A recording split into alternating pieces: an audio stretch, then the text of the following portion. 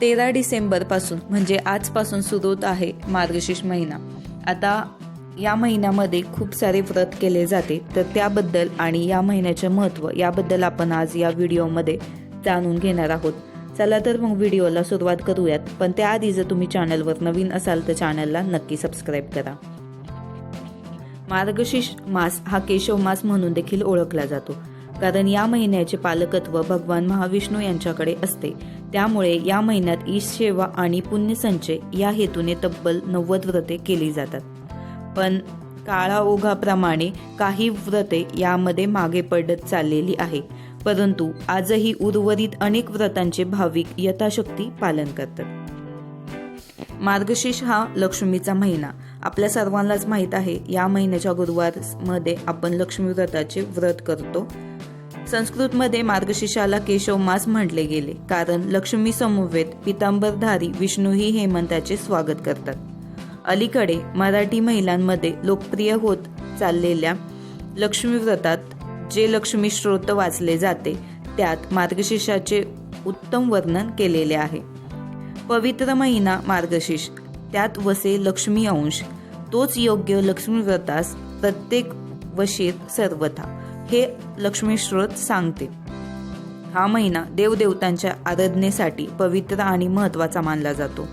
या महिन्यात लक्ष्मी मातेची श्रद्धेने उपासना करतात।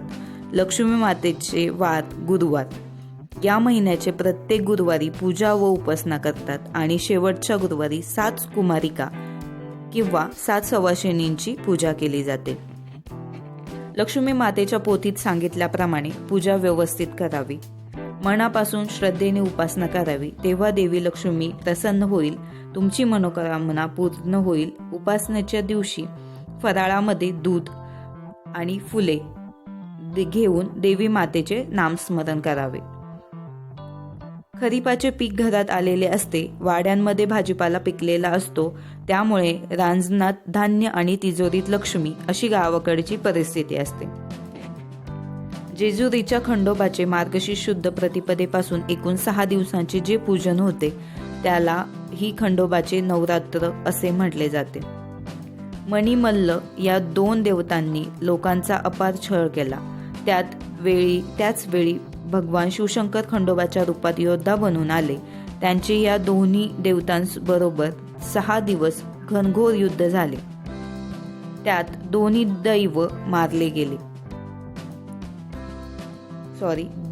दैत्य मारले गेले। तो दिवस चंपाषष्ठीचा होता।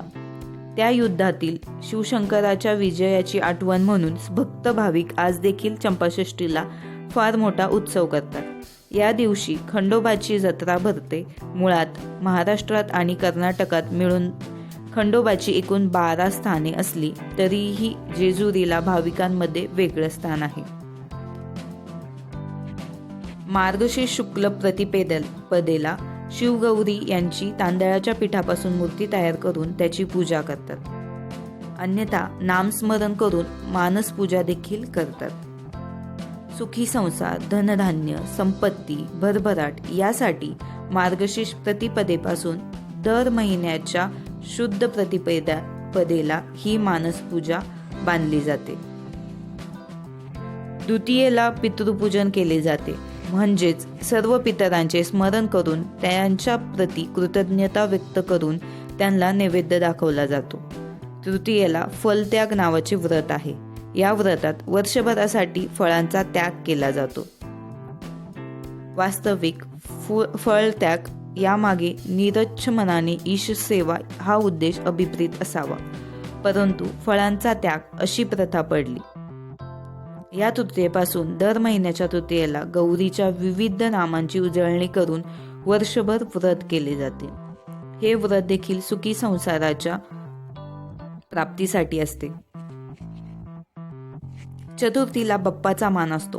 केशव मास असूनही बाप्पाचे स्थान अढळ असल्याने चतुर्थी ही तिथीच्या बाप्पाच्या पूजेसाठी राखीव ठेवलेली आहे। पंचमीला नाग दिवाळी हा पारंपरिक कुलाचार सोहळा साजरा केला जातो।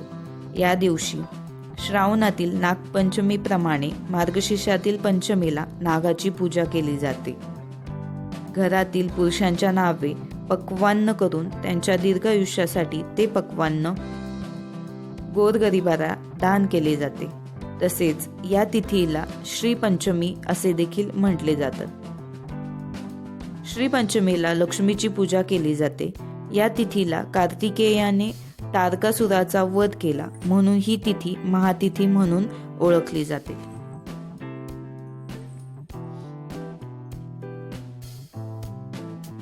मार्गशीर्ष षष्टीला चंपाषष्ठी असे म्हणतात. हे तर आपल्याला सर्वांनाच माहीत आहे. त्या दिवशी ब्रह्मदेवासाठी कमळ पुष्पांचे दान दिले जाते. या दिवशी प्रावचन षष्ठी व्रत असते. त्यानुसार वस्त्रदान केले जाते. वस्त्रदान कोणाला तर थंडीच्या दिवशीत वस्त्राअभावी, उबदार कपड्यांअभावी हुडहुडणाऱ्या लोकांना शाल पांघरून लोकरीचे कपडे दान देता येतात. तसेच देवालाही लोकरीचे कपडे घातले जातात. सप्तमी सूर्याशी संबंधित आहे. सूर्यपूजा केली जाते. अष्टमीला दैत्यश्रेष्ठी दत्तोत्रयांच्या नवरात्रीच्या वत्रोत्सवाला प्रारंभ होतो. त्याची समाप्ती पौर्णिमेला होते. नवमीला चंडिकेची पूजा करतात. तिला नंदिनी नवमी असे म्हणतात. आणि दशमीला रविवार असल्यास दशादित्य व्रत केले जाते. इंद्र, कुबेर यांच्यासह 10 दिशांच्या दैवतांची पूजा केली जाते. एवढी आहे या मासाची कहाणी. काही अपूर्ण असली तर